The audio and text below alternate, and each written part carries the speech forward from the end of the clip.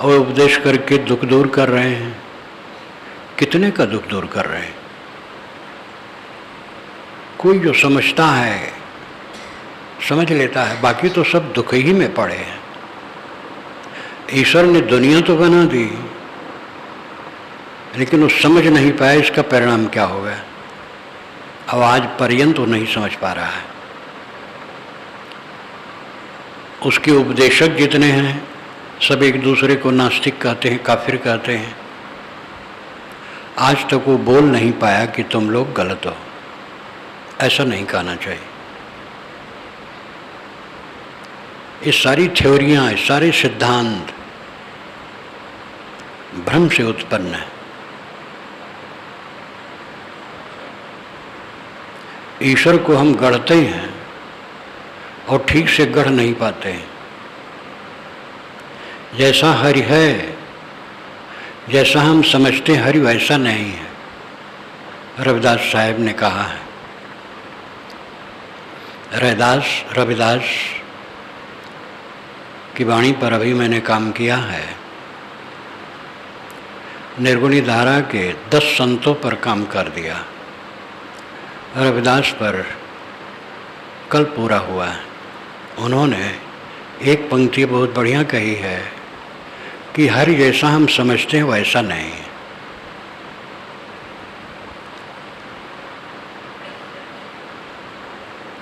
ईश्वर की कल्पना इतनी कमजोर है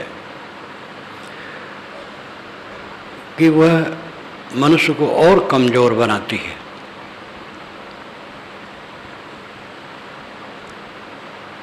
जो खास काम है, खास बात है, धार्मिक लोगों में उस पर विचार बहुत कम है। हाई फाई की बात, क्योंकि इसमें भीड़ बढ़ती है। ईश्वर है जैसा मैं कहता हूँ, और उसके हम द्वारपाल हैं।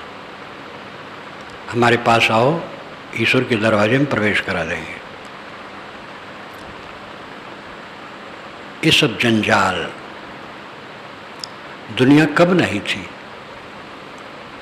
मूल वस्तु नित्य है। जड़ और चेतन दोनों मूल हैं और नित्य हैं। अगर ये किसी से बने तो किससे बने? वो मूल होगा। और वह भी किसी से बने तो उसका और मूल होगा, तो कहाँ तक जाएगा? इसलिए जड़ और चेतन दो सत्ताएं मूल हैं। आज से हजारों वर्ष पूर्व कपिल जी महाराज ने जो कह दिया था वो पत्थर की लकीर है। प्रकृति और पुरुष ये दोनों मूल हैं, और मूल की उत्पत्ति नहीं होती है। मूल अमूल होता है। सांख्य दर्शन का एक सूत्र है, मूले मूला भावाद मूलम मूलम। मूले मूलाद भावम मूलम मूलम। मूल में मूल का अभाव होने से अमूल होता है मूल। ये इसका अन्वय है। मूल में मूल का अभाव होने से अमूल होता है मूल। यानी मूल का मूल नहीं होता है, इसलिए वो अमूल होता है, अनादि अनंत होता है। जड़ चेतन दो सत्ताएं हमारे सामने हैं। भौतिकवादी चेतन को ठोस रूप में अनादि अंत भले न माने, लेकिन तो चेतन तो मानना पड़ता है। वो खुद चेतन है। एक भौतिकवादी मुझसे मिलने आए। मैं पहले से जानता था। मैंने कहा बताओ तुम जड़ हो कि चेतन? मुस्कराए, कहे चेतन। हम कहे घबराओ ना, नहीं रह जाओगे। शरीर छूट जाएगा तो शून्य हो जाओगे, कोई बात नहीं। अभी क्या हो? जड़ की चेतन, चेतन हो। कहना पड़ा उनको। मैंने कहा जड़ से चेतन नहीं बन सकता है, और चेतन से जड़ नहीं बन सकता है। चेतन और जड़ दोनों सत्ताएं स्वतंत्र और नित्य हैं।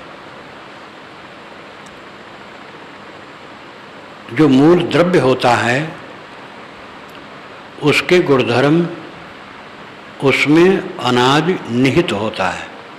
ध्यान दीजिए, जो मूल द्रव्य होता है उसके गुणधर्म उसमें अनादि निहित होते हैं। जल में शीतत्व अनादि निहित है, सदा से है। आग में उष्णत्व सदा से है। वायु में कोमलता सदा से है। मूल द्रव्य अमूल होता है, उसका कोई और मूल नहीं होता है। और मूल द्रव्य में उसके अपने गुणधर्म अनादि निहित होते हैं और उससे उसकी प्रक्रिया चलती है।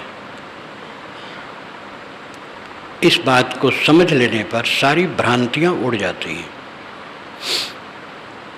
लेकिन भ्रांतियों को जिंदा रखने के लिए लोग प्रयास करते हैं।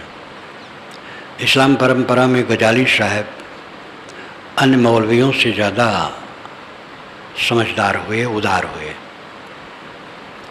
और उन्होंने कहा मैं जगत अनादि नहीं मान सकता हूँ और कारण कार्य व्यवस्था नहीं मान सकता हूँ। अगर ये दोनों मान लो तो ईश्वर की जरूरत ही नहीं रह जाएगी और उनको परोक्ष ईश्वर बनाए रखना है। अगर मैं मान लो कि जगत अनादि है तो ईश्वर क्या फिर करता है? अनादि है ही तो ईश्वर की जरूरत ही नहीं है। और कारण कार्य व्यवस्था है, कारण से कार्य होता है, तो ईश्वर की जरूरत ही नहीं रह गई। गीता में एक श्लोक आता है, न कर्तृत्वम न कर्माणि लोकस्य सृजत प्रभु न कर्म फल संयोगम स्वभावस्तु प्रवर्तते। न कर्तृत्वम, ईश्वर किसी में कर्तृत्व नहीं पैदा करता है, ऐसी प्रेरणा नहीं करता है कि तुम कर्म करो। न कर्माणि, न किसी के लिए कर्म कर देता है। न कर्म फल संयोगम, न कर्मों के फलों का संयोग करता है, यानी कर्म फल भोग भी नहीं देता है। तब कैसे होता है? स्वभावस्तु प्रवर्तते, जीव अपने स्वभाव समझ के अनुसार कर्म करता है और कर्म के अनुसार फल अपने आप आ जाता है। अब ये बात कितनी मार्मिक है। भारतीय परंपरा के शास्त्रों में ईश्वर की मान्यता जगह जगह होते हुए ऐसी बात कही गई है जो ईश्वर को हटा करके एक तरफ कर देता है। ये उदारता बहुत मुश्किल है दुनिया में। पीछे हुए, यूरोप में हुए और जगह हुए, उदार हुए। तो गजाली साहब ने कहा, गजाली साहब एक अच्छे दार्शनिक इस्लाम परंपरा में हैं। उन्होंने कहा मैं जगत अनादि नहीं मान सकता और कारण कार्य व्यवस्था नहीं मान सकता। इसके मानने पर ईश्वर की ज़रूरतें खत्म हो जाएगी। और ऐसा उनको लगा कि ये दोनों बड़े पक्के हैं, लेकिन तब ईश्वर क्या करेगा फिर? ये भी उन्होंने कहा कि पाप करने वाला, इस्लाम को न मानने वाला नरक में जाएगा और सदा के लिए नरक में जाएगा, ऐसा कहते हैं। लेकिन ऐसी बात नहीं। जैसा उसका जितना कर्म है उतने समय नरक में रहेगा, फिर उससे छूट जाएगा। ये उन्होंने गुंजाइश की। दूसरों की अपेक्षा वो विचारक थे। अच्छे अच्छे विद्वान कहते हैं कि जड़ पदार्थ तो निष्क्रिय है, चेतन ही क्रिया करता है सब में, जड़ तो निष्क्रिय है। और विद्वान लोग कहते हैं, जो लोग भौतिक शास्त्र पढ़ लेते हैं लेकिन परंपरा का पोषण करने की उनकी इच्छा है, वो कहते रहते हैं जड़ पदार्थ तो निष्क्रिय है, चेतन उसमें करता है। ये पेड़ पौधे उत्पन्न होते हैं, झरने बहते हैं, बादल उठते हैं, तमाम सृष्टि चलती है। ये जड़ निष्क्रिय कैसे होगा? इसमें एक ईश्वर है जो चेतन है, उसी की प्रेरणा से सब होता है। एकदम विज्ञान और विवेक को उठा करके अलग रख देते हैं। जब एक बहुत बड़े मंदिर में मैं गया और वहाँ के लोग ले गए, उन्हीं का एक इंजीनियर मुझे दिखाने लगा, मैं पूरे संत समाज सहित था। तो एक मूर्ति के पास गया, कहा महाराज इसने दूध पिया। वो इंजीनियर थे। मैंने कहा ये बतलाओ आपकी इंजीनियरिंग की पढ़ाई में क्या यह है कि पत्थर की मूर्ति जल पी ले, दूध पी लेगी? तो चुप हो गए। ज्ञान विवेक विचार को अलग धर देते हैं, जो अपनी मान्यता है उसका पोषण करते हैं। ऐसे लोग निर्भ्रांत कैसे हो सकते हैं और अपने भक्तों को निर्भ्रांत कैसे कर सकते हैं? जड़ में क्रिया, हर जड़ द्रव्य निरंतर क्रियल है, उसमें स्वभाव है क्रिया का। वो एक क्षण स्थिर नहीं रहेगा, बदला होगा। रासायनिक समस्त द्रव्यों में निरंतर चलती है। रासायनिक प्रक्रिया का अर्थ है एक से दूसरी अवस्था, जैसे दूध का दही हो जाना। और वो प्रक्रिया भिन्न पदार्थों में भिन्न गति से है। हीरा है। कलकत्ता में एक विज्ञान के विद्वान मुझसे मिलने आए, कई वर्ष हुआ।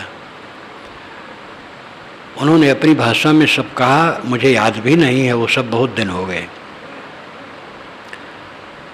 उन्होंने कहा महाराज इतने दाब से हीरा को दबा दिया जाए तो तुरंत वो कोयला हो जाएगा।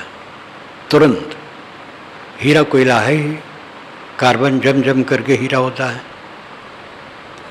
तो समस्त पदार्थों में रासायनिक क्रिया है। वस्तु को एक अवस्था से दूसरी अवस्था में पहुंचाना उसका स्वभाव है। और ये सबका अध्ययन न करना, निष्पक्षता से न स्वीकारना, क्या ज्ञान है, क्या भक्ति है? ईश्वर तो है ही, सब घट में बैठा है, वो ईश्वर है। उत्क्रांता में आता है, ईश्वर जाता है, शरीर छोड़ जाता है।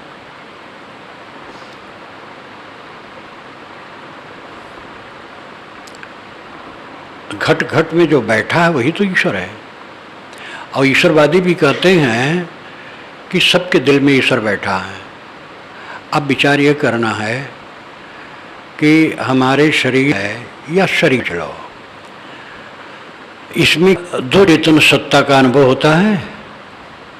मैं के रूप में सत्ता का अनुभव होता है। मैं हूँ, मैं समझता हूँ, करता हूँ, उल्टा सीधा जैसा भी हो। मैं के रूप में अनुभव, इसमें जीव भी है और ईश्वर भी है। तो कितना परसेंटेज ईश्वर है और कितना परसेंटेज जीव है, क्या बताएंगे? लेकिन मोह, परोक्ष में मोह अलग ईश्वर है। ये मोह है, ये आत्मा है। सब घट में ईश्वर बैठा है और ये आत्मा ईश्वर है। तो भौतिक निरंतर क्रियाशील है, इनसे स्वाभाविक गति चलती रहती है।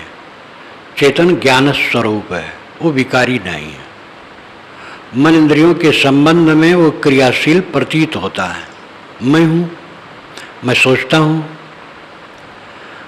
हूँ और मन इंद्रियों में क्रिया होती है तो मुझे लगता मैं क्रियाशील हूँ। क्रिया मन इंद्रियां करती हैं, चेतन साक्षी मात्र है। और वो जान जान करके उसमें बहता है, समझ नहीं पाता है। जड़ चेतन का भेद जब ठीक से हो जाता है तो भ्रांति एकदम मिट जाती है। कई बार मैंने अपना उदाहरण आपके सामने दिया है। खूब पूजा पाठ नाम जप में डूबा था।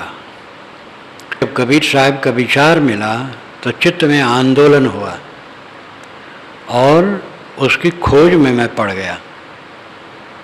निर्मल सत्य ज्ञान प्रभाकर एक संत से मिला, घमहा बाबा, गोरे गोरे और बड़े दृढ़ और जरा जिद्दी। अच्छे संत थे, बातचीत करने लगे कि निर्मल साहब मेरे साथ रहे हैं, मैं उनके लिए भोजन ले करके टांग देता था।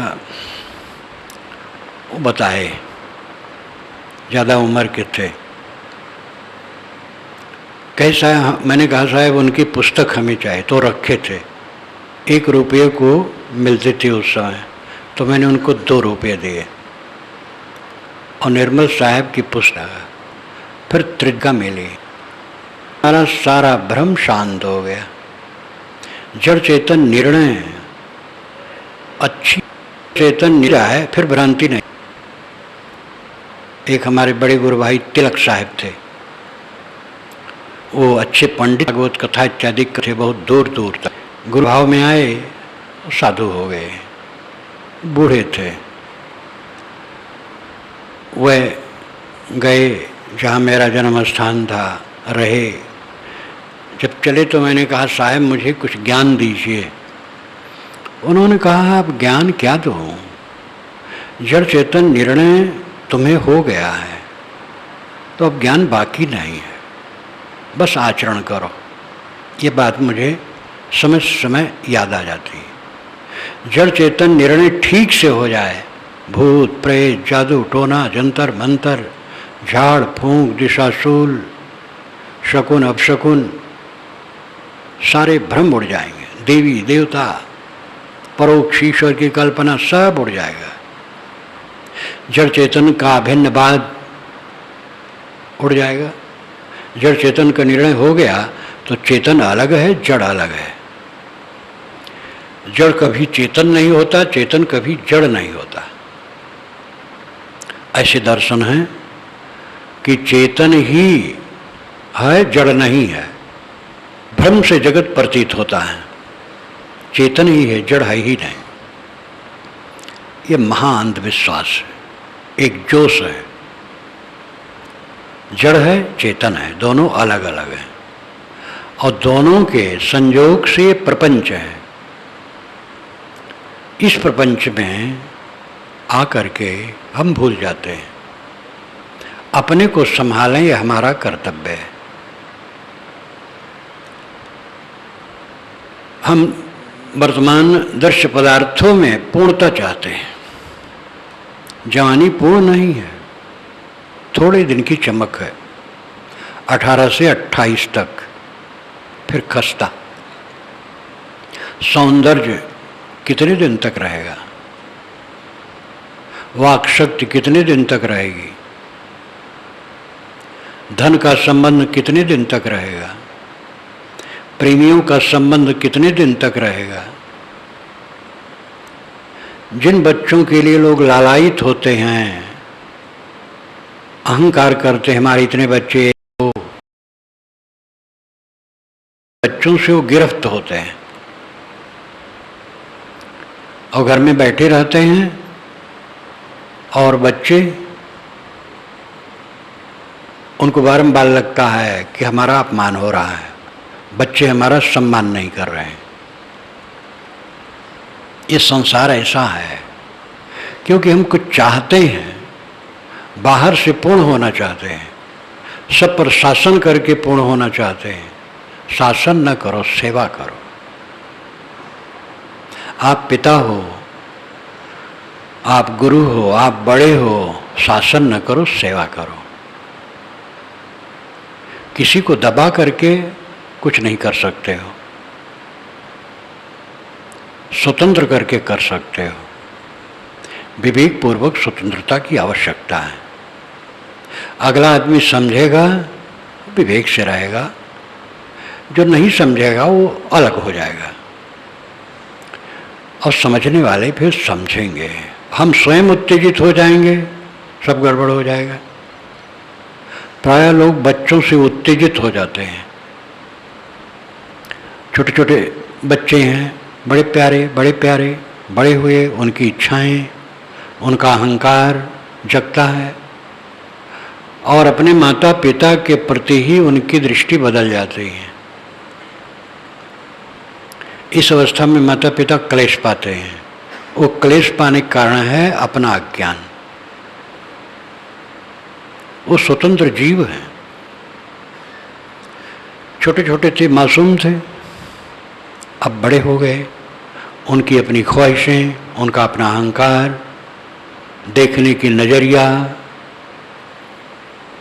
कितने पुत्र मुझसे कहते हैं साहब पिता बड़े ज्ञानी हैं, लेकिन जीवन में तो कोई परिवर्तन नहीं देखता हूँ। अब इसका मतलब क्या है?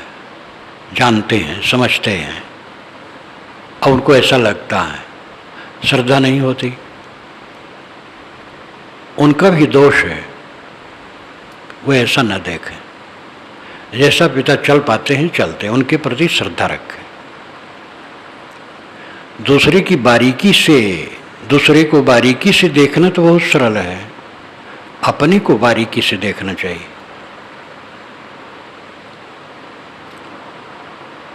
आदमी अपने बनाए जाल में उलझ के मरता है।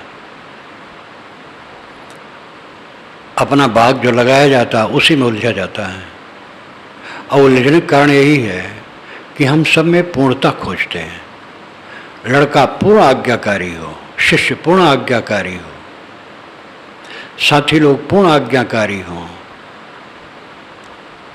ये बात ठीक भी है, लेकिन हम ये क्यों न सोचें कि हम पूर्ण संतोषी हों। बाहर पूर्णता नहीं मिलती है, संतोष में पूर्णता मिलती है। संतोष सुख है, रहो तो हृदय जुड़ा है। ऐ संतोष में सुख है। अगर संतोष कर लो तो हृदय शीतल हो जाएगा। ये सदैव याद रखना चाहिए। पैसा से आज तक कोई तृप्त नहीं हुआ। न वित्तेंतर बड़ियो मनुष्यो, मनुष्य वित्त से तृप्त आज तक नहीं हुआ है। काम भोग से कोई तृप्त नहीं हुआ है, खाने में कोई तृप्त नहीं हुआ है। पेट भर जाएगा लेकिन तृष्णा बनी रहेगी। बाहरी चीज़ों में तृप्ति है ही नहीं, वो तो ज्वाला है और धधकती है। संतोष में तृप्ति है। लेकिन हर आदमी बहिर्मुख है, बाहर भाग रहा है। महात्माओं की लीला जब ऐसी है कि वो जायज नाजायज अरबों खरबों रुपया बटोरने में लगे हैं। अरबों खरबों रुपया सही ढंग से नहीं आते हैं, सब गड़बड़ में आते हैं, और उसी में अहंकार करके उलझते हैं। और उन सब की सुरक्षा और व्यवस्था के लिए रजोगुणी तमोगुणी व्यक्तियों की जरूरत होती है, और उसी में गिरफ्त हो करके अंत में रो रो करके वो मरते हैं। जब साधु का वेश धर करके इस ढंग से लोग करते हैं तब क्या कहा जाए। जो सावधानी करेगा वही भटकेगा। जीवन का मतलब है पूर्णता। पूर्णता का मतलब है संतोष। संतोष में पूर्णता है। इसके उदाहरण हैं। ऐसे व्यक्ति होते हैं गृहस्थ में, विरक्त में, जो संतोषी होते हैं। डायोजनीज की कहानी आती है। सिकंदर के ज़माने में डायोजनीज उन्हीं के नगर के पास में बाहर रहते थे। सिकंदर उनसे गया और कहा, आप मुझे आशीर्वाद दें, मैं दिग्विजय के लिए निकलना चाहता हूँ, विश्व विजय। डायोजनीज ने कहा, विश्व विजय करके क्या करोगे? कि तब सुख से रहूँगा। उन्होंने कहा, मैं तो सुख से हूँ, आ जाओ मेरे पास। और एक झोपड़ी में रहते थे। सिकंदर मेधावी तो था ही, बहुत खुश हुआ, लेकिन उसको तो तृष्णा और थी। राजा आश्चर्य प्राप्त एक दार्शनिक राजा यहाँ रहता था, वो दार्शनिक डायोजनीज से मिलने आया। उस समय डायोजनीज सूखी रोटी और मसूर की दाल खा रहे थे। दार्शनिक ने कहा, डायोजनीज तुम राजा यहाँ होते तो ये सूखी रोटी और मसूर न खाना पड़ता। डायोजनी जी ने तुरंत कहा कि अगर तुम सूखी रोटी और मसूर की दाल खा लेते तो राजा यहाँ नहीं जाना पड़ता। अद्भुत संत था, मानो वो तो एकदम बिल्कुल निवृत्त रूप में रहते थे। लेकिन ऐसे संत ऋषि मुनि हुए हैं जो समाज लेके चले हैं, प्रचार प्रसार में रहे हैं, बहुत सक्रिय भी रहे हैं, लेकिन निष्काम रहे हैं। हर जगह ऐसे लोग हैं, चाहे गृहस्थ हो चाहे विरक्त हो, चाहे स्त्री हो चाहे पुरुष हो, बात एक है, जीव सबका समान है। गृहस्थ विरक्त स्त्री पुरुष के जीव क्या भिन्न तरीके से हैं? एक समान है। और सबको पूर्णता चाहिए। पूर्णता में ही आनंद है, पूर्णता में ही तृप्ति है। और पूर्णता तब होगी जब संतोष हो। बाहर की चीज़ों की तृष्णा जीव को जलाती है और वही विवाद करवाती है। चीज़ें छोड़ दो पद पदार्थ के लिए, मान सम्मान के लिए जलना है। चीज़ों की तृष्णा नहीं है, लेकिन मान सम्मान की तृष्णा है, वो जलाएगी। मोटी माया सब तजे झीनी तजी न जाए, पीर पैगंबर औलिया झीनी सबको खाए। ये झीनी माया क्या है? हम बड़े माने जाएं। ये बड़ा छोट कुछ धरा है, एक सपने का संबंध। देखते देखते सब खारिज हो जाएगा, कुछ किसी का रहेगा नहीं। हमारे बाबे दादे का नहीं रहा, किसका रहता है? सब भागा जा रहा है। विवेकवान निरंतर इसको देखता है, इसलिए बाहर की चीज़ों की वो तृष्णा नहीं करता है। जिसकी तृष्णा जितनी घटती जाती है, पूर्णता मिलती जाती है। पूरी तृष्णा मिट गई, पूर्ण हो गया। बाहर से भर करके हम लोग पूर्ण होना चाहते हैं, माना कि बाहर की चीज़ों की आवश्यकता है, वो अपने आप होती रहेगी। मनुष्य जहाँ रहे परिश्रमशील रहे, मेहनती रहे और जो प्राप्त हो उतने में संतोष रखे। यही तरीका है जीवन जीने का। बाहर की चीज़ें सबके बराबर नहीं होती हैं। प्रारब्ध और पुरुषार्थ सबका अलग अलग है। और बाहर की चीज़ों से किसी के व्यक्तित्व का मूल्यांकन करना बहुत बड़ा अज्ञान है। एक आदमी पैदल आया, एक आदमी साइकिल से आया, एक मोटरसाइकिल से आया, एक कार से आया और एक बहुत बड़ी कार से आया, विदेशी कार से। तो इससे उसमें आने वाले मनुष्य छोटे बड़े नहीं हैं, मनुष्य सब वैसे हैं। मनुष्य का मूल्यांकन होना चाहिए, चीज़ों का नहीं। चीज़ों का अपना महत्व है। किसी के पास चीज़ें ज़्यादा हैं तो उसको चाहिए उससे समाज की सेवा करे जिस ढंग से बन सके। विद्या है, धन है, पद है, कुछ है, सेवा के लिए।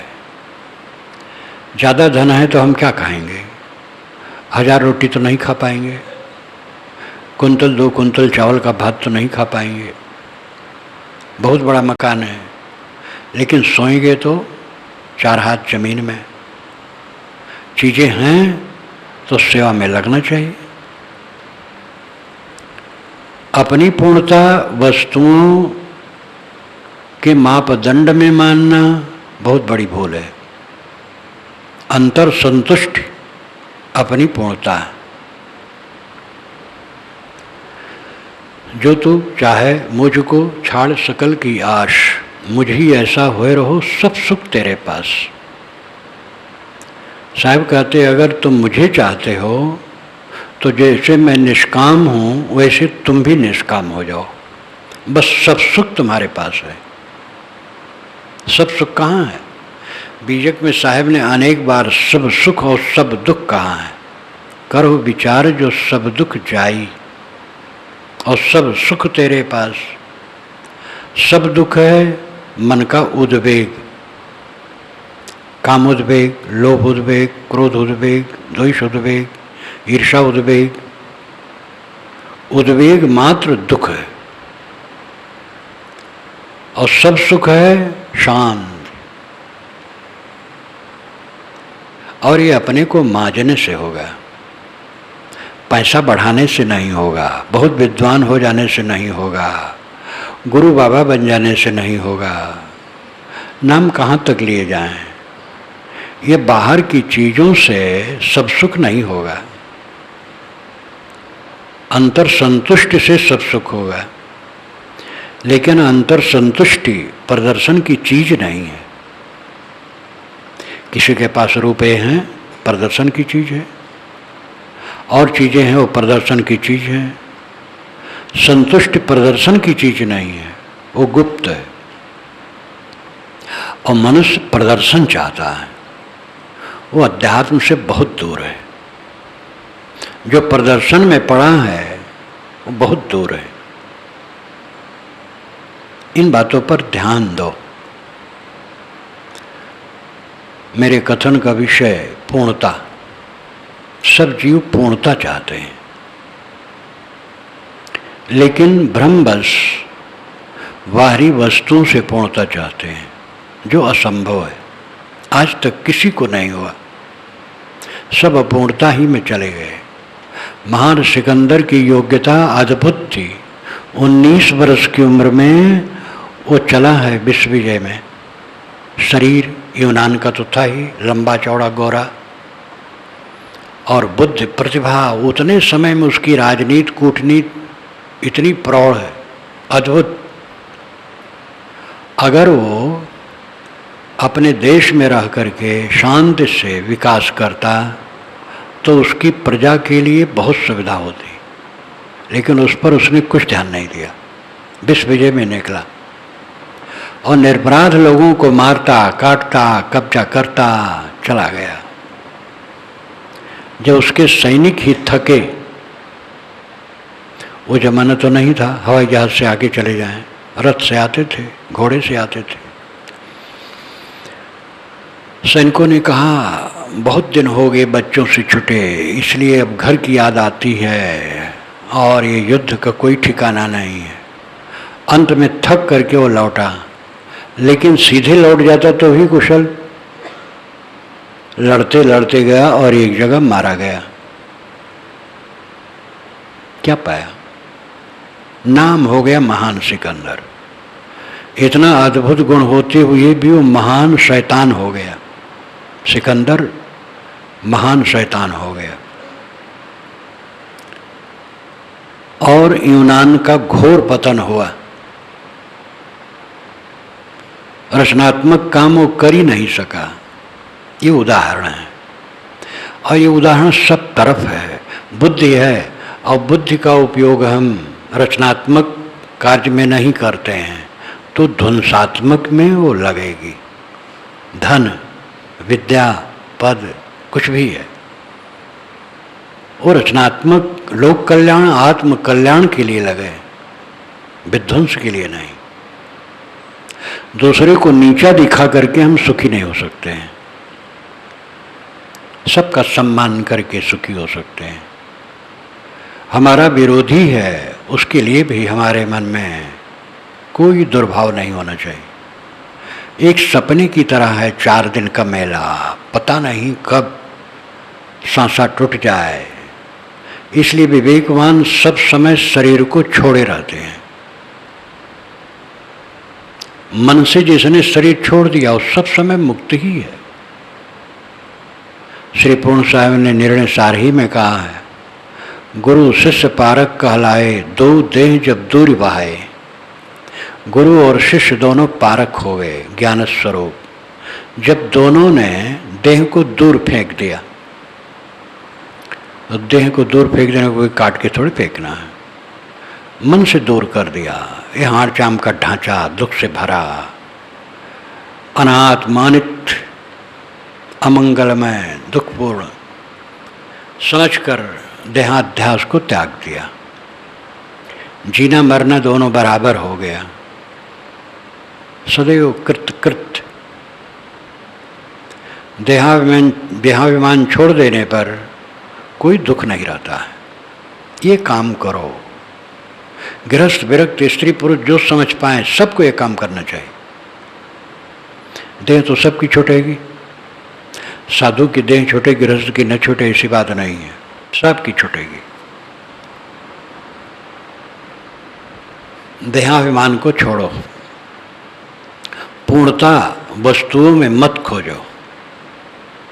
पूर्णता संतोष में है, आत्मबोध में है, आत्मसंतुष्ट में है, आत्मतृप्ति में है। यस्त्वात्मरतिरेव स्यादात्म तृप्तस्य मानवः आत्मन्येव च संतुष्टस्तस्य कार्यं न विद्यते। ये गीता में आता है। जो आत्मरत है, आत्मतृप्त है, आत्मसंतुष्ट है, उसको कुछ करना बाकी नहीं रह गया, पूरा हो गया। सदैव आत्मतृप्त। गुजर नहीं होगा। जहाँ रहो हाथ पैर मारते रहो, गुजर होगा। सेवा करो, आलसी न रहो। बूढ़े जवान सबको क्रियाशील होना चाहिए। आलसी बन करके बैठोगे, शरीर भी रोगी होगा, मन भी रोगी होगा। इसलिए क्रियाशील लो, कर्मशील लो और संतुष्ट रहो। पूर्णता हम बाहर खोजते हैं, पूर्णता बाहर नहीं। परे न पूर्ण दिनों दिन छीना। पूर्णता हमें नहीं मिलती और दिन दिन शरीर छीण हो रहा है और एक दिन सांसा टूट जाएगा। बेवकूफ़ बन करके जैसे सब समय गए हैं संसार से, वैसे चले जाएंगे। अब की बार बेवकूफ़ न बने, अब की बार समझ लें। बहुत सहज साधना है, बोध सही हो जाए। दो ही काम तो है, देह का गुजर और शांत। देह का गुजर किसका नहीं होता है? फुटपाथ वालों को होता है। कभी न सोचे कि देह का गुजर नहीं होगा। जहाँ रहो परिश्रमी रहो, देह का गुजर होता रहेगा। जो परिश्रमी नहीं है उनका भी होता है, लेकिन वो अच्छा नहीं है। परिश्रमी रहो, अपनी योग्यता और शक्ति के अनुसार कुछ करते रहो, बिल्कुल निर्भ्रांत रहो, गुजर होगा। और आत्मसंतोष प्राप्त करो। पूर्णता संतोष में है। इस बात को हमें अच्छी तरह से समझ लेना चाहिए। हम पूर्णता बाहर खोजते हैं और भटकते भटकते मर जाते हैं और कुछ नहीं होता। अनाद काल से जैसे भटकते रहे हैं, वैसे ही ज्ञानी होकर के भी भटकते रहते हैं। बड़ी सूक्ष्म सूक्ष्म बातें हैं, उसको लेकर के लोग अटक जाते हैं। मन में क्रोध आया, उद्वेग आया, अशांति आई, क्या लक्षण है? अंदर की कमी। भयंकर प्रतिकूलता आने पर भी हमारे में असंतोष नहीं होना चाहिए। प्रतिकूलता ठहरेगी, अनुकूलता नहीं ठहरेगी, प्रतिकूलता नहीं ठहरेगी। सब सपने के समान आके भागते चले जाते हैं। क्यों दरिद्र बने हो? अपने को समझो। आप ब्रह्म हो, परमात्मा हो, ईश्वर हो, खुदा हो, गॉड हो। बड़े बड़े शब्दों को कह करके जो बाहर खोजते हो, भटकाव है, वो आप हो। और आप दरिद्र बन करके चाम, कौड़ी, मिट्टी में मोह कर रहे हो। विवेक पूर्वक इनका काम करो। बाहर से तृप्ति की ख्वाहिश सदैव हमें भटकाई है, इसलिए अपनी तरफ लौटो। पूर्णता हम चाहते हैं क्योंकि हमारा स्वरूप ही पूर्ण है, हमारा अस्तित्व पूर्ण है। हम समझ नहीं पाते हैं। जो गंदी आदत लगी है इंद्रियों की और मन की, मान सम्मान की तृष्णा और इंद्रियों के भोगों की तृष्णा, ये गंदी आदतों में, गंदी गलियों में हम घूमते हैं और ज़िंदगी बीत जाती है, अतृप्त होकर के मर के चले जाते हैं। अपने सच शुद्ध स्वरूप को समझो और अपने को उठाओ, आत्मा को समझो, आत्मतृप्त हो, आत्मसंतुष्ट हो, इसमें पूर्णता है। अहम शुद्ध चैतन्य ज्ञान स्वरूपम अजराहम अमराहम अखंडम अनूपम अहम शुद्ध चैतन्य ज्ञान स्वरूपम अजराहम अमराहम अखंडम अनूपम अहम शुद्ध चैतन्य ज्ञान स्वरूपम अजराहम अमराहम अखंडम अनूपम अहम शुद्ध चैतन्य ज्ञान स्वरूपम अजराहम अमराहम अखंडम अनूपम अहम शुद्ध चैतन्य ज्ञान स्वरूपम अजराहम अमराहम अखंडम अनूपम अहम शुद्ध चैतन्य ज्ञान स्वरूपम अजराहम अमराहम अखंडम अनूपम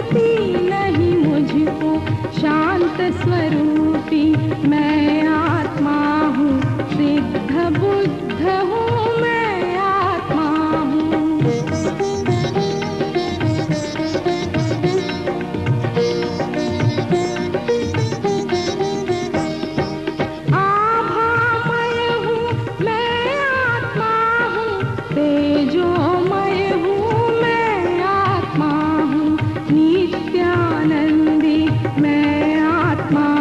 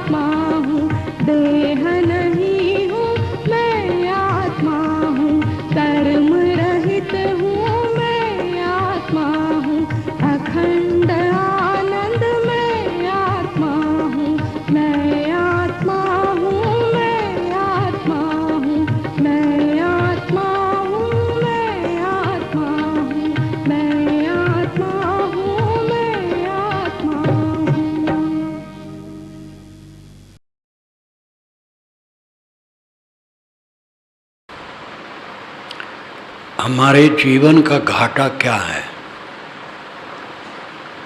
सब साधक और साधिकाएं इस पर ध्यान दें। हमारे जीवन का घाटा क्या है? हमारे जीवन का घाटा है उत्तेजना, और उत्तेजना के मूल में है अहंकार। इसी में सब घाटा हो जाता है। एक स्त्री को देखकर पुरुष के मन में उत्तेजना आई। इस उत्तेजना का कारण है देह का अहंकार। और अगर वह उससे जबरदस्ती करता है तो फल क्या होगा? मारा पीटा जाएगा, पीछे रोना पड़ेगा, जेल जा सकता है।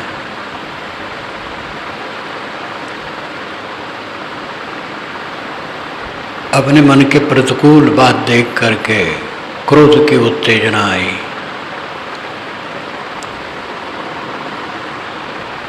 उसमें भी हमारा अहंकार है।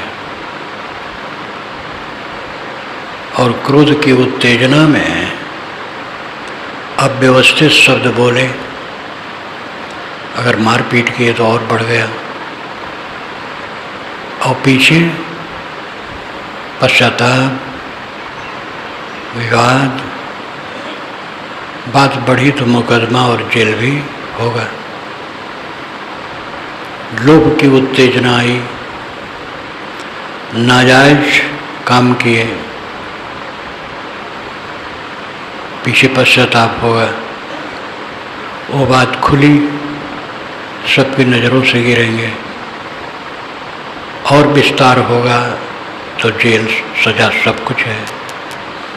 कोई भी उत्तेजना आती है, ये हमारे जीवन का मुख्य घाटा है। उत्तेजना से अपने को बचा लेना जीवन का मुनाफा है। उत्तेजना के बाद मनुष्य अपनी मूर्खता समझता है, लेकिन अहंकार जिलाए रखता है और वही मूर्खता फिर करता है। ज़्यादा खा लिए, स्वाद की उत्तेजना में ज़्यादा खा लिए, परेशान हुई पीछे। लेकिन जब खाने बैठे तब फिर वही मूर्खता। ज़्यादा खाने के बाद अपनी मूर्खता का पता लगा कि मैंने मूर्खता की। लेकिन जब खाने बैठे तब वही बात। बारंबार हम ठोकर खाते हैं और जागते नहीं। जागो। हमारा अहंकार हमें लड़ोड़ाता है हर जगह। अपना लड़का है और वह कुछ अहंकार पूर्वक कहता है, हमारी उत्तेजना बढ़ जाती है। लड़का होकर के कैसे ऐसा कहा? और उस उत्तेजना में लड़के के संबंध में और कटुता आ जाती है। लाभ नहीं होता, हानि होती। उत्तेजना जीवन का सबसे बड़ा घाटा है। अपनी उत्तेजना को परखो, अहंकार छोड़ो।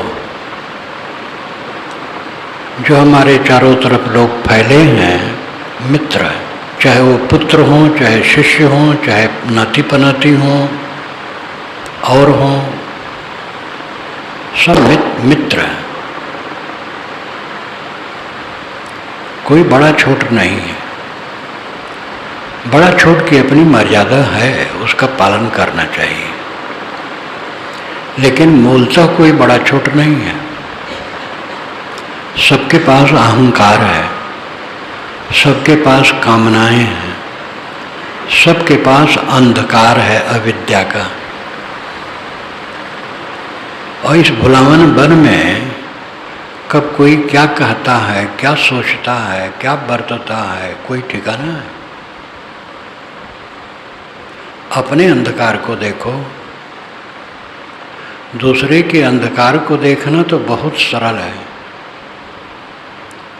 दूसरे के दोषों को देखने के लिए हमारे पास हजारों आँखें हो जाती हैं, और अपने दोष देखने के लिए चारों आँखें फूट जाती हैं।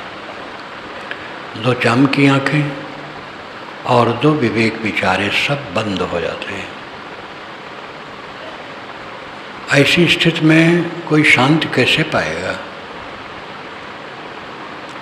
अहंकार रख करके किसी को शांति नहीं मिलती, और अहंकार बहुत प्यारा है, जो सबसे बड़ा सांप है। सतगुरु ने कहा है, काला सर्प शरीर में खाइन सब जग झारी। काला सांप सबके शरीर में है और सबको झारझारा खा रहा है। उससे वही बचेगा जो राम भजन में लगेगा, आत्मचिंतन में लगेगा। अपना सांप बहुत प्यारा है, जो हमारे अंदर में अहंकार का सांप है वो बड़ा प्यारा है, और उससे हम रात दिन अपने को कटवाते हैं और जलते हैं। सामान्य आदमी तो जलता ही है, ज्ञानी भी जलता है। वो ज्ञान का ही अहंकार कर लेता है, और जो करना चाहिए नहीं कर पाता है। बड़े बड़े ज्ञानी, प्रवक्ता, धुरंधर अपनी कमियों को नहीं देख पाते। ज़्यादा जानने की जरूरत नहीं है। अपने को समझे, बंधनों को समझे, बंधनों को तोड़े। काम भर का ज्ञान बहुत है, और उसका हम प्रयोग करने लगें तो उसके इर्द गिर्द जो ज्ञान उपयोगी है वो अपने आप आ जाएगा। लेकिन हम बहुत ज्ञानी बन जाते हैं, और परिणाम होता है बहुत अज्ञानी हो जाते हैं। ज्ञान से अपने दोषों को छिपाने के लिए तरीके मिल जाते हैं। कल्याण का रास्ता बहुत ज्ञान नहीं है, निरंतर अपने को देखना है। अपने को देखो, क्या कर रहे हो। पिछले समय में आप जहाँ जहाँ उत्तेजना किए हैं उसके परिणाम में आपको क्या मिला है, इस पर स्वयं विचारो। आपको ग्लानि मिली है, असंतोष मिला है। अगर उत्तेजना वो परिवार और समाज में जाहिर हुई है तो और शर्माए हैं। ये उत्तेजना, हमारे मन की उत्तेजना सबसे बड़ा घाटा है।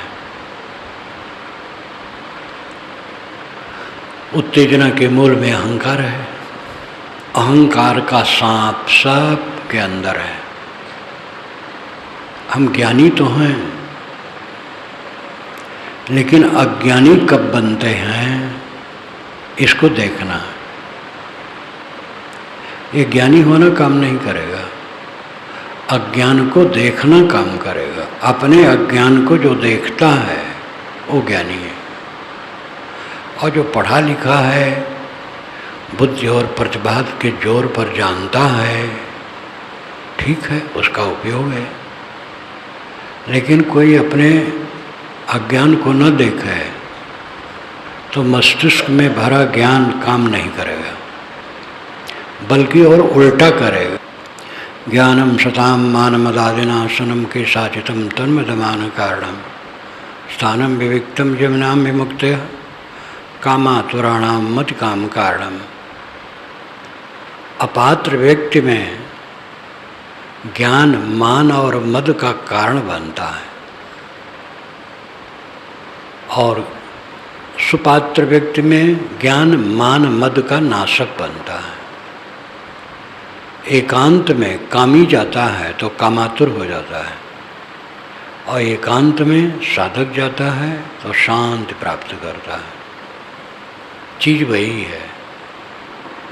अपनी मनोवृत्ति कैसी है, अपने सोचने के ढंग कैसे हैं,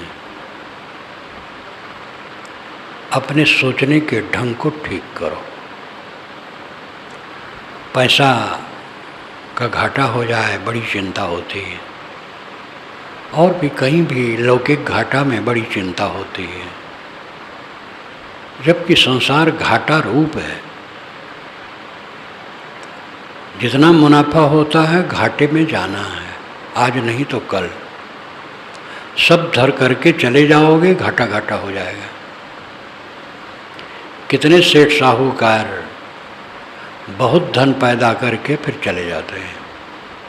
पहले ज़माने में तो ज़मीन में गाड़ के रखते थे, सोना चांदी खरीद करके ज़मीन में गाड़ के रखते थे।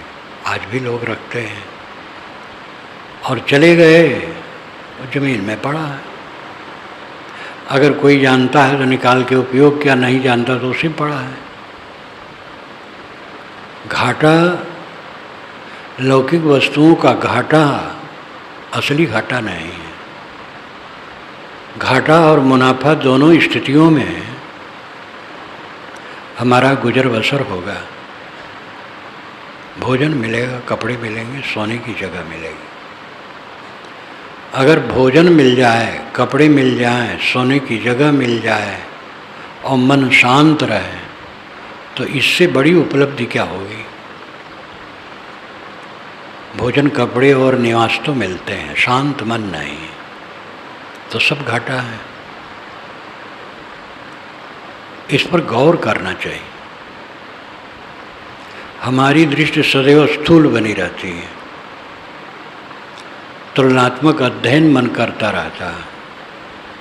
हमारे पास वाले ने इतना बढ़िया मकान बना लिया, हम नहीं बना पाए, इसी में दुखी हैं। उसने ऐसी गाड़ी खरीदी, मेरे पास गाड़ी ही नहीं है। बाहरी चीज़ों की तुलना, बाहरी चीज़ों का लालच, बाहरी चीज़ों में मन घुमाना, ये साधना के खिलाफ है। बहुत संपन्न व्यक्ति होने से वो शांत थोड़े होगा। संपन्न हो, कम संपन्न हो, कमाता खाता हो, जिसका मन ठीक है वो शांत होगा। संपन्न भी शांत हो सकता है अगर उसका मन ठीक है। और सामान्य व्यक्ति जो कमाता खाता है, धरा कुछ नहीं है, मन ठीक है तो उसको भी शांति मिलेगी। जीवन का फल है शांत, और उद्वेग से शांति नहीं आती। अपने उद्वेग को देखो, उद्वेग आने न दो। उद्वेग आए उसका दमन करो, और साधना करते करते ऐसी स्थिति आनी चाहिए कि उद्वेग आए ही ना। ये पूरी सफलता है। असली लड़ाई भीतर है, लेकिन बाहर लोग लड़ते हैं। पुत्र से लड़ते हैं, पिता से लड़ते हैं, भाई से लड़ते हैं, पड़ोसी से लड़ते हैं। बाहर की लड़ाई भीतर और उद्वेग पैदा करती है। मेरे सब हैं, उन्होंने ऐसा क्यों किया, ऐसा क्यों कहा। पहले ये समझ लो कि आपका कोई नहीं। मेला है, आ गए हो, भीड़ मिल गई है, कोई नहीं। माँ बाप से बच्चे पैदा होते हैं, बच्चों के अपने संस्कार होते हैं। अनेक जन्मों के संस्कारों की विभिन्नता प्राणियों में प्रत्यक्ष दिखाई देती है। जितनी उम्र उनकी बढ़ती है उतना देख सुन करके अहंकार बढ़ता है। छोटा बच्चा है, उसका अपना अहंकार है। शिशु का अहंकार होता है, जब अड़ जाता है माता को परेशान कर देता है, नहीं मानता। बड़ा हो जाएगा तो उस ढंग से तो नहीं करेगा, लेकिन तब अहंकार और पक जाएगा और फिर ऐसी बात बोलेगा, ऐसा व्यवहार करेगा जो माँ बाप को दुखदायी हो जाएगा। दुखदायी होना अपना अहंकार है, माँ बाप का अहंकार है। क्यों नहीं समझते हो कि भीड़ है, भीड़ में सब मिले हैं, पुत्र पत्नी पति, माता पिता भाई मित्र गुरु शिष्य, ये सब भीड़ है। भीड़ में सब मिले हैं, सबसे हिल मिल के रहो, सबसे प्रेम से रहो। उत्तेजना करोगे घाटा खाओगे, पछताओगे, शर्माओगे, दुखी होगे। दो व्यक्ति आमने सामने हैं, एक व्यक्ति उत्तेजना में कटुका रहा है, दूसरा व्यक्ति शांत है। शांति किसको मिलेगी? जो शांत है। जो उत्तेजना में कट कहेगा, पीछे उसको पश्चाताप होगा कि मैंने गलत किया। तो लाभ किसका हुआ? जो शांत है। जो उत्तेजना में रहा उसने अपना घाटा किया। जीवन में घाटा उत्तेजना है। अपनी अपनी उत्तेजना को शांत करो।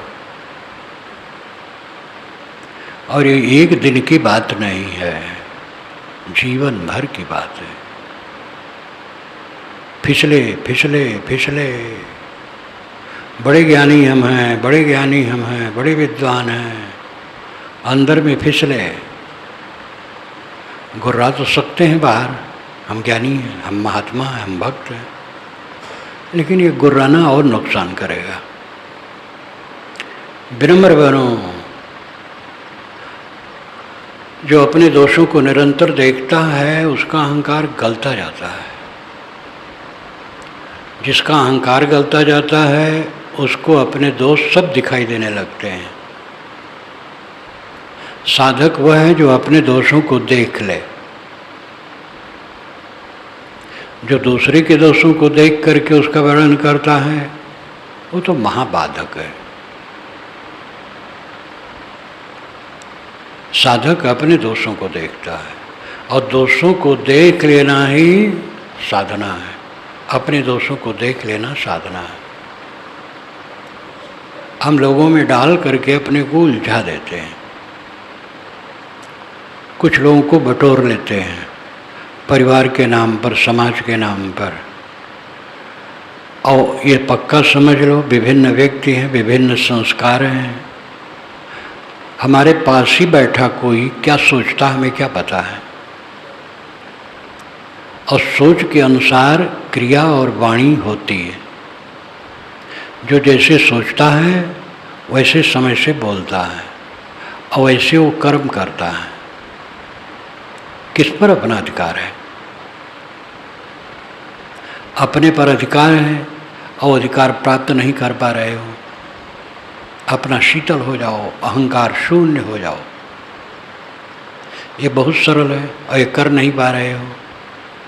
लड़के पर अधिकार करना चाहते हो, भाई पर अधिकार करना चाहते हो, पत्नी पर अधिकार करना चाहते हो, देवियाँ पद पर अधिकार करना चाहती हैं और अपने पर अधिकार नहीं है।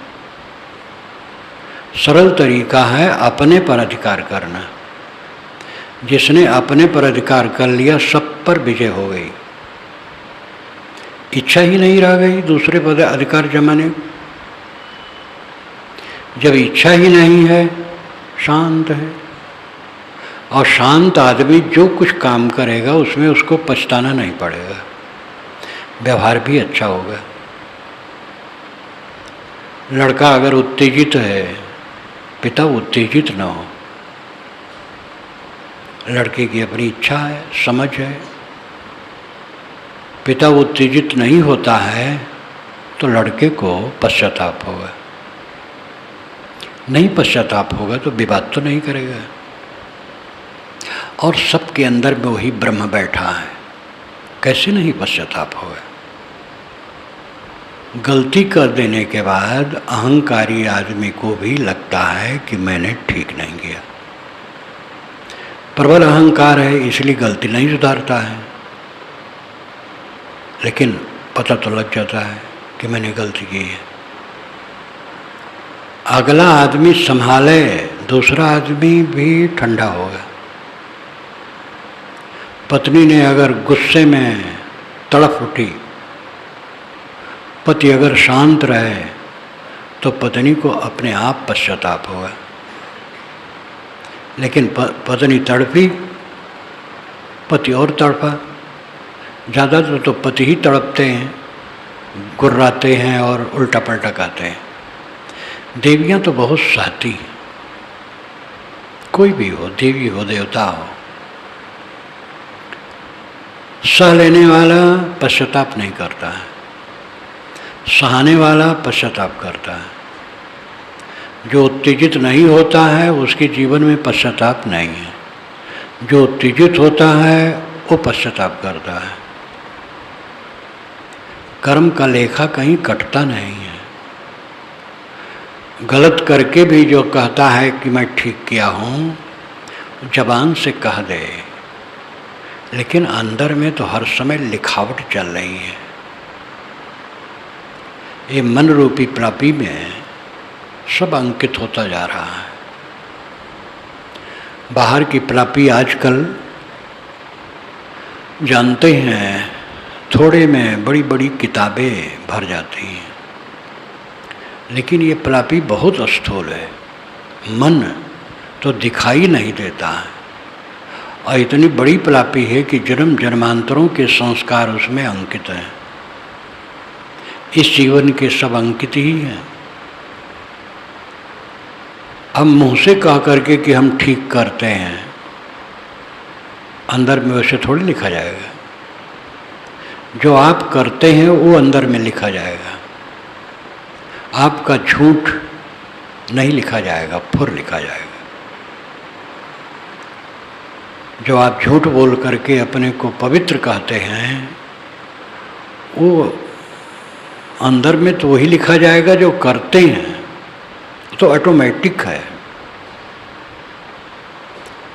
कोई बोलता है लिखने वाला असावधानी कर सकता है, गलत लिख दे, लेकिन अंदर की लिखावट में गलत नहीं होती। जो सोचो, जो बोलो, जो करो, उसी का अंकन अंदर में होता रहता है। इतना संवेदनशील हमारा जीवन है और बहुत थोड़ा है। जिंदगी का बहुत हिस्सा भाग गया है। जो बचा है उसको बड़ी सावधानी से बिताओ। दुनिया के हल्ला गुल्ला में, मिलने जुलने में, चहल पहल में समय बर्बाद ना करो। ये सब धोखा है। अधिक से अधिक अपने को देखने की चेष्टा करो। गृहस्थ हो, विरक्त हो, कोई भी हो, स्त्री हो, पुरुष हो, व्यवहार का जो जिसकी जिम्मेदारी है चेष्टा से वो करे। जो लोग ये मान लेते हैं कि ज्ञानी व्यवहार नहीं करता है, वो भूल करते हैं। ज्ञानी भी खाता है, ज्ञानी भी पहनता है, ज्ञानी को भी घर चाहिए रहने के लिए, ज्ञानी को चिकित्सा चाहिए। तो ये सब चाहिए तो करना क्या बुरा है? इसलिए करना जो आपकी जिम्मेदारी है मेहनत से करो। वैदिक ऋषियों ने यही कहा है और यही किया है। उपनिषद के ऋषियों ने यही किया है। ये तो वर्ण व्यवस्था जब से हुई तो धीरे धीरे वर्ण व्यवस्था की स्थिति विकृत हो गई। तो उसमें मान लिया गया कि जो काम मोटा काम न करे वो पवित्र है। वेदों में हल चलाना पवित्र काम माना गया है। सीरा जुंजंति कवयो, ये ऋग्वेद के मंत्र का अंश है। शीर कहते हैं हल को। शीरा बहुवचन में कवि का अर्थ होता है अंतर्दृष्टा। हिंदी के अनुसार कवि का अर्थ है कविता करने वाला या कविता गाने वाला, लेकिन संस्कृत साहित्य में, शास्त्र में कवि का अर्थ होता है अंतर्दृष्टा। जिसने आर पार देख लिया वो कवि है। आर पार देखने मतलब सच्चाई को देख लिया। ये बाहरी चमक दमक से परे असलियत को देख लिया वो कवि है। और वो शीरा झुंझुन हल चलाता है। ये वेद का मंत्र है। कारुरहम ततो भिषग उपल प्रक्षणी नना नाना धियो वसो यव अनुगायु तष्टिम इंद्रा इंदो परिश्रवा। ये ऋग्वेद का मंत्र है।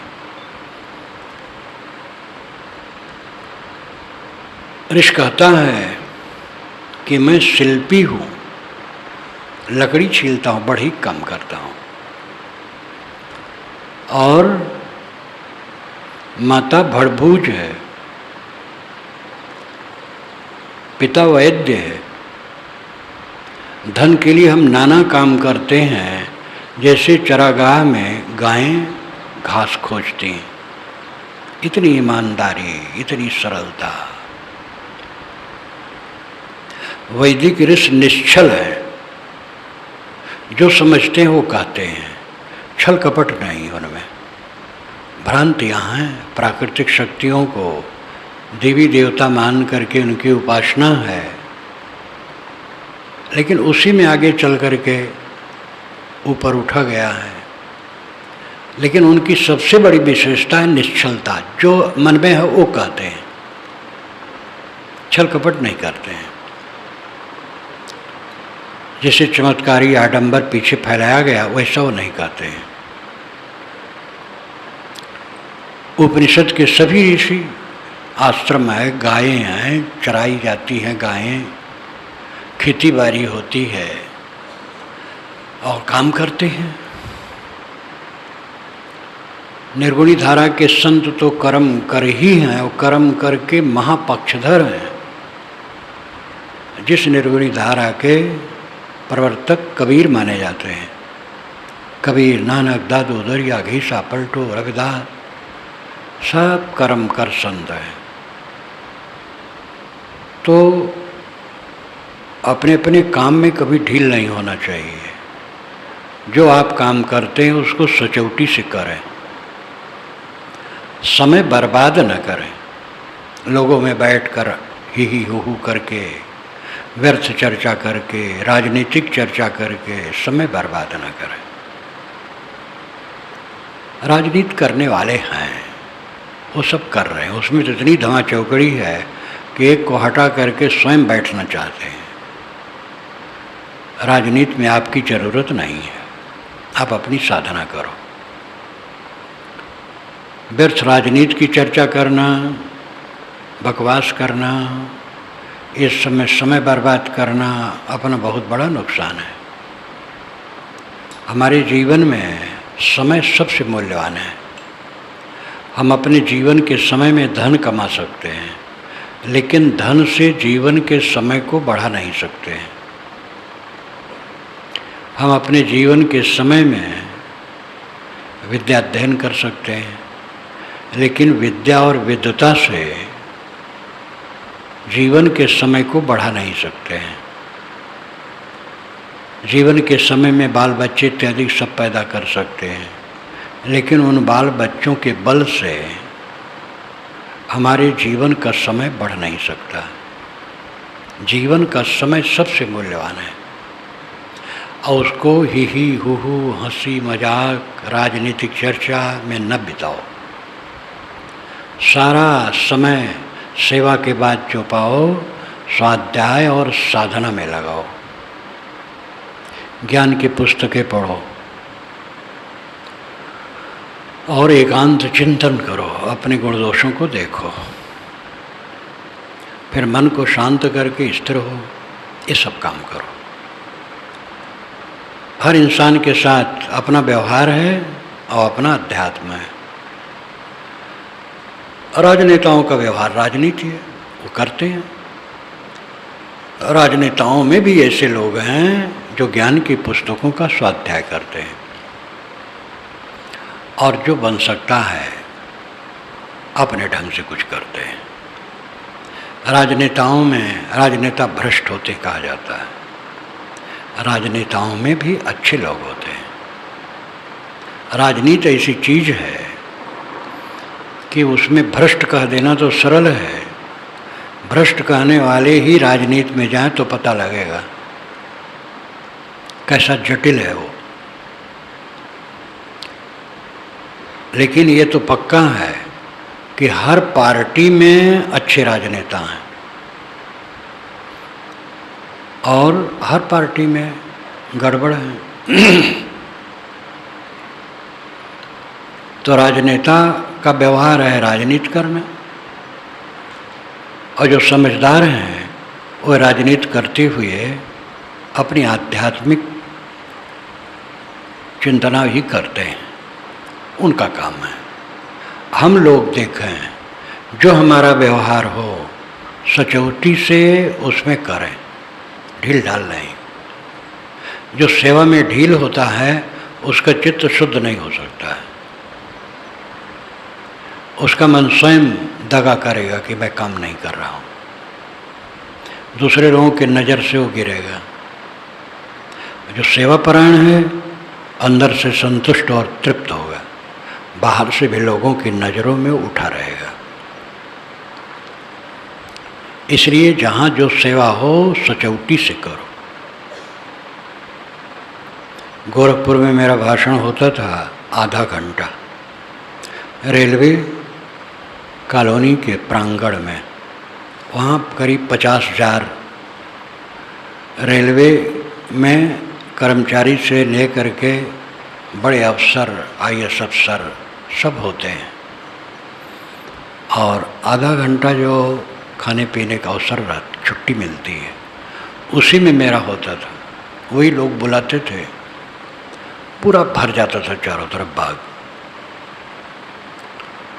और आधा घंटा पूरा होने के 1 मिनट पहले ही मैं बंद कर देता था। तो कुछ लोग पीछे मेरे पास आके हंसने लगे कि महाराज ऐसे संत आते हैं कि वो पौन घंटा बोल जाते हैं। हम के भाई मैं ऐसा साहस नहीं करता, और बोलेंगे तो क्या बैठे सुनेंगे, और दफ्तर में जा कर के भी काम करने वाले न काम करें तो क्या कोई करेगा। लेकिन नीत क्या है, तो मैं जैसे आधा घंटा हो 1 मिनट पहले ही बंद कर देता था। सन 72 में ये मेरा शुरू हुआ पहली बार, 11 दिन तक प्रवचन हुआ, उसके पश्चात कई बार हुआ। तो व्यवहार में नियमितता चाहिए, हर जगह नियमितता की आवश्यकता है। जो नियम है उसका पालन, व्यवहार में परिश्रमी रहो और आध्यात्मिक साधना में परिश्रमी रहो। और ये समझ लो दुनिया घाटा रूप है, जवानी बुढ़ापा में जाती है, घाटा हुआ। स्वास्थ्य बुढ़ापा में दुर्बल होगा, रोग लग जाए तो और नहीं रोग लगा, बुढ़ापा ही एक रोग है, दुर्बलता आएगी। चीज़ें आई हैं, बिखरना पक्का है, कोई रोक नहीं सकता है। सारी दुनिया घाटा रूप है, और उस घाटा से आपका घाटा नहीं है। ये इधर की चीज़ उधर आती है जाती है, बस काम सबका होता रहता है, और किसी के पास से रहने वाली चीज़ नहीं है। असली घाटा हमारी उत्तेजना है, काम उत्तेजना, क्रोध उत्तेजना, लोभ उत्तेजना, ईर्ष्या उत्तेजना, मन का उद्वेग किसी दोष के आधार पर हो, ये सबसे बड़ा घाटा है। अपने को बचाओ। रात में सोते समय दिन भर पर ख्याल करो, मेरे मन में कब कब उत्तेजना आई, ग्लानि करो। और सुबह जग करके व्रत लो कि आज दिन भर उत्तेजना में मैं नहीं पड़ूंगा। कोई हमसे छोटा से भी छोटा हमें गाली दे दे तो भी हम उत्तेजित नहीं होंगे। गाली दिया, उसने अपना नुकसान किया, तो दया का पात्र है, उस पर उत्तेजना नहीं करना है। जितना अंतर्मुख इंसान होता जाता है, जीवन का कच्चा चिट्ठा समझ में आता है। अंतर्मुख न होने से जीवन समझ में नहीं आता है। ऐसी उलझे हुए जीवन में अंतर्मुख होना है। धीरे धीरे अंतर्मुख होगा मन, धीरे धीरे उलझन घटेगी और जितनी साधना बढ़ेगी उत्तेजना घटती चली जाएगी। कोई ऐसा समय थोड़े जीवन में आता है कि कोई जीवन मुक्त हो जाए तो साधना करे। साधना करते करते जीवन मुक्ति आती है। जीवन मुक्ति आंशिक आती है। जितनी उत्तेजना घटी जीवन मुक्ति हुई। पूर्ण उत्तेजना घट गई, खत्म हो गई, पूरा जीवन मुक्त हो गया। ये अंदर की लड़ाई है और यही असली लड़ाई है और यही असली सफलता है। जब हमारे चित्त में उत्तेजना की रेखा न उठे, चाहे जैसी स्थिति हो, तब हम सच्चे विजयी हैं। और इसको जीवन भर साधना है। एक दिन की साधना से काम होने वाला नहीं है। एक दिन हम प्रशांत हैं और दूसरे दिन उलझे हैं तो खो दिए। एक क्षण प्रशांत है, दूसरे क्षण उद्वेगित हैं तो अपने को खो दिए। निरंतर अपने को संभालो और पहले निश्चय कर लो कि दुनिया में सब बड़े हैं, हमारे साथ में रहने वाले हमसे सब बड़े हैं, हम सबसे छोटे हैं। सबकी अकल ज़्यादा, हमारी अकल खराब है। गुरु न बनो, पिता न बनो, बाबा न बनो, विद्वान न बनो, मूर्ख बनो।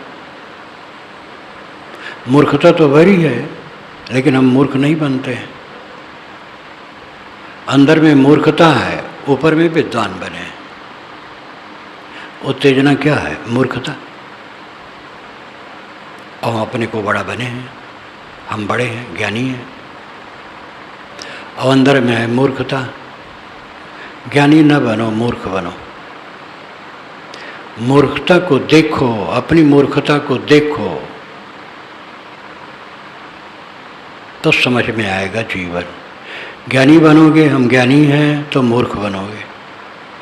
और मूर्ख अपनी मूर्खता को देखोगे तो ज्ञानी हो जाओगे। जो अपनी कमजोरियों को देखता है, उसकी कमजोरियां अपने आप खत्म होती जाती हैं।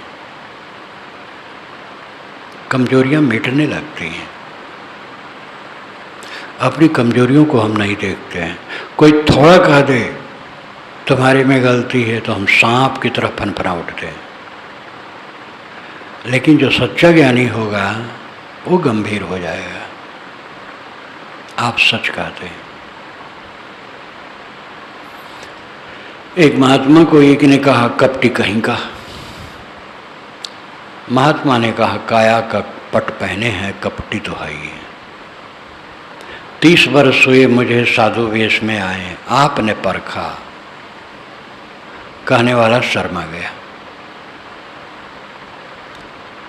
या आपा को डार दी, दया करे सबको। अपने अहंकार को छोड़ दो, सब दया करेंगे। पूरा संसार आपका रक्षक है। अहंकार गल जाए तो, और अहंकार फनफनाता रहेगा, अंदर से गिरे रहोगे, चारों तरफ धिक्कारे जाओगे। जितना अहंकार बढ़ेगा चारों तरफ धिक्कारे जाओगे। अपना अहंकार गल गया, सब सहायक हैं, चारों तरफ से सब सहायक हैं।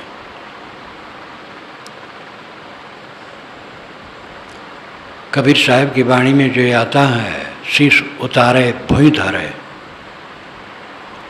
तब बैठे घर में आए। जब सिर काट करके जमीन पर रख दे तब भक्ति के घर में प्रवेश होगा, कल्याण के घर में प्रवेश होगा।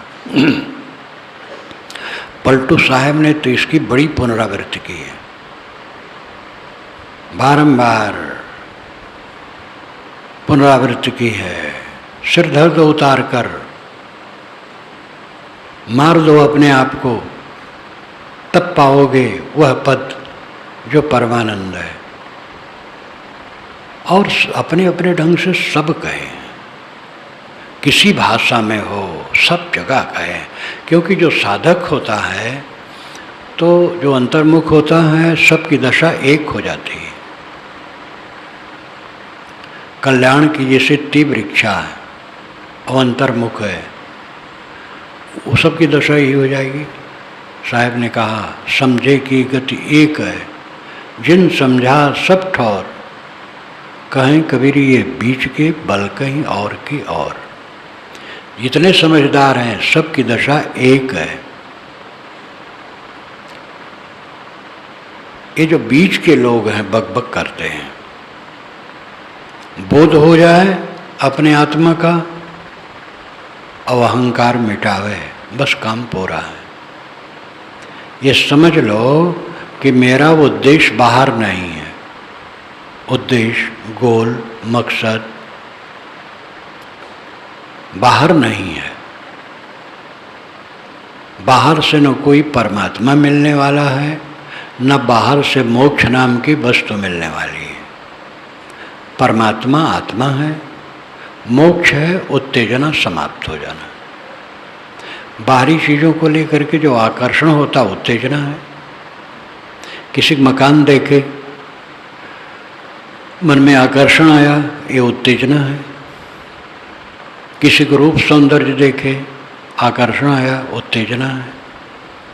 उत्तेजना मात्र समाप्त हो जाए बस मोक्ष है। जिसके लिए हम उत्तेजित होते हैं वो सब माटी गोबर है। सबसे गंदा तो शरीर है, हाड़ का ढांचा गीले चाम के थैले में भरा है और उसमें मांस रक्त नशे टट्टी पेशाब ये सब भरी, और उसमें एक जलता हुआ मन है जो हर समय असंतुष्ट है। पूरा शरीर दुख का घर, कीचड़ तो है ही है पूरा शरीर, लेकिन जो उसमें मन है जलता हुआ, मां दुख का घर है। ऐसी जगह में बैठे हो, क्या गुर्रा रहे हो? देखो वास्तविकता को, अहंकार गलेगा। देह का अहंकार लोग करते हैं और देह टट्टी पेशाब है। 4 दस्त आ जाए तो उठना बैठना मुश्किल हो जाए, और गल करके छीड़ होके मरना तो इसको पक्का ही है। सच्चाई को देख लेना ही तो साधना है। सच्चाई को देखो, सब कुछ बिखरने वाला, विनशने वाला, नाशवान। सच्चाई को देखो और इनके बीच में पढ़ करके तू मैं न करो। 4 दिन की जिंदगी है, कलह विवाद तू मैं, क्या जीवन है? कोई तू मैं करे आप सिर झुका लो, कोई निंदा करे आप सिर झुका लो, घोर निंदा कोई करे अंदर से खुश रहो। अच्छा है हमारी निंदा हो जाए, बाहर के लोग हमें कम माने, अच्छा है। निंदा करने वाले का लाभ हो जाएगा, हमारा नुकसान नहीं। देखो निंदा अपने आप मर जाएगी, निंदा करने वाला अपने को नरक में ले जा रहा है। जो निंदा सह लेता है निर्विकार भाव से, वो तो स्वर्ग में रहता है। स्वर्ग है मन की शांति। तो ये पक्का समझ लो हमारे जीवन का घाटा क्या है। बाहरी घाटा हो जाए कोई हर्ज नहीं है। हमारे एक गृहस्थ बड़े गुरु भाई थे। जब मैं इस सिद्धांत को जाना, उसके पहले से गुरु जी से वो दीक्षित थे और छोटे मोटे सेठ थे, और वो खूब बढ़िया बात करते थे। सेठ थे और गिरोह रखते थे, और एक एक पैसा भी अगर ब्याज देने वाला ना दे तो उनके यहाँ पहुँच जाते थे। बड़े तेज थे, लेकिन ज्ञान की बात बहुत साफ कहते थे। हमसे कहें, बच्चा घर छोड़ दे, पूरब तरफ चले जा, जिंदगी भर पूरब तरफ चलते रहें, भोजन कपड़ा निवास मिलता रहेगा। पश्चिम चले, उत्तर चले, दक्षिण चले, कहीं भी चले, जीवन भर चलते ही रहें, कोई कमी नहीं होगी। तो क्या चिंता करना है। बढ़िया बढ़िया बात करें। बुद्धि उनकी बड़ी तेज रहे। वो 3 किलोमीटर दूर रहते थे, वो आए मेरे पास। जब बढ़ारा कार्यक्रम हो आने के लिए तो पुकारें तो उनके साथ फिर जाऊं। उनकी बात बड़ी प्यारी रहती थी। ज्ञान की बात, कई उदाहरण दें, सब बातों में चुभने वाली बात कहें। और कितना कर पाते थे नहीं कर पाते थे बात अलग है, लेकिन मैं तो सार लेता था। ब्याज देने वाला ब्याज पर जो रुपया ले जाता था, अगर 10 पैसा भी नहीं दिया है तो उसके घर पहुंच जाते थे। पर बात बढ़िया करते थे। उनसे मैंने सीखा, कई बातें सीखी। सबसे सीखना चाहिए। घाटा है ही नहीं, कहीं कोई घाटा नहीं। घाटा तो उत्तेजना है, जो हम दृश्यों में आकर्षित होकर के पतित होते हैं, ये घाटा। अगर कोई अंदर का घाटा मिटा दिया, सब समय बादशाह है। क्षुब्ध मत हो। जितने संगी साथी हैं सबको बड़ा समझो, और जो कुछ वो कह दें सालो, किसी पर कब्जा करने की चेष्टा न करो। सबसे सुंदर बर्ताव करो। जो आपके साथ दुर्व्यवहार किया है उसके साथ भी सुंदर बर्ताव करो। अपनी विजय सर्वत्र होगी। विजय तो शांति है।